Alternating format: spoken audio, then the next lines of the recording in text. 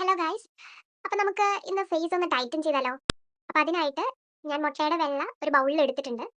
അപ്പോൾ നെക്സ്റ്റ് നിങ്ങൾ ഫേസ് നന്നായിട്ട് ഫേസ് വാഷ് ചെയ്തതിന് ശേഷം കമ്മലോ അല്ലെങ്കിൽ വേറെ എന്തെങ്കിലുമൊക്കെ ഉണ്ടെങ്കിൽ നമ്മൾ ഇത് റിമൂവ് ചെയ്യുക. ഞാനിവിടെ കമ്മൽ റിമൂവ് ചെയ്യുന്നുണ്ട്. മൂക്കുത്തി റിമൂവ് ചെയ്തില്ല കേട്ടോ.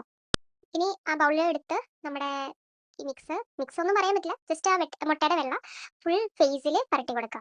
നന്നായി പരട്ടി കൊടുക്കുക. നല്ല തിക്ക് ലെയർ ആക്കാൻ പറ്റുന്നിടത്തോളം ആക്കുക. നമുക്ക് ഇത് മുട്ടയുടെ വെള്ളം നമുക്ക് അറിയാലോ, ആ കൺസിസ്റ്റൻസി നിങ്ങൾക്ക് അറിയാലോ. നമുക്ക് കയ്യിൽ എടുക്കാൻ പറ്റില്ല അധികം. ജസ്റ്റ് തൊടുക, എന്നിട്ട് പുരട്ടാം. അങ്ങനെ കംപ്ലീറ്റ് ആയിട്ട് എടുത്ത് പുരട്ടാനതായിരിക്കും നല്ലത്.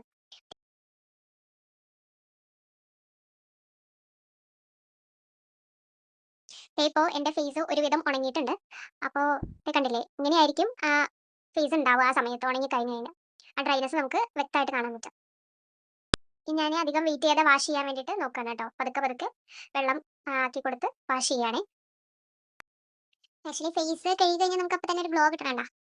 എന്താ രസം ആ ഗ്ലോ കണ്ടില്ലേ. ആക്ച്വലി ഗ്ലോ കിട്ടാൻ വേണ്ടിയിട്ടല്ല നമ്മളിത് ചെയ്യുന്നത്, ഞാൻ വെറുതെ പറഞ്ഞാണ്. നമ്മുടെ ഫേസ് ടൈറ്റ് ചെയ്യാൻ വേണ്ടിയിട്ടാണ് മെയിൻലി നമ്മളിത് ചെയ്യുന്നത്. അപ്പം നിങ്ങൾ ഒരു വീക്കിലി വൺസ് ഇത് കണ്ടിന്യൂസ് ആയിട്ട് ചെയ്യുകയാണെങ്കിൽ നിങ്ങൾക്ക് ആ വ്യത്യാസം മനസ്സിലാവും. എനിക്ക് നന്നായി ഫീൽ ചെയ്തതാണ് കേട്ടോ ഈ സംഭവം ചെയ്യുന്ന വഴി. നല്ല ഫേസ് നന്നായി ടൈറ്റ് ചെയ്യും. നമ്മളെ ഈ ക്രീമുകളൊക്കെ പറ്റുന്നേക്കാളും ഏറ്റവും ബെറ്ററാണ് ഇങ്ങനത്തെ ഒരു സ്കിൻ കെയർ റുട്ടീന് ഫോളോ ചെയ്യുന്നത്. അപ്പോൾ നിങ്ങൾ ട്രൈ ചെയ്യുക വീക്കിലി. അപ്പോൾ ഓക്കെ, ബൈ ഗൈസ്, നെക്സ്റ്റ് വീഡിയോയിൽ കാണാം.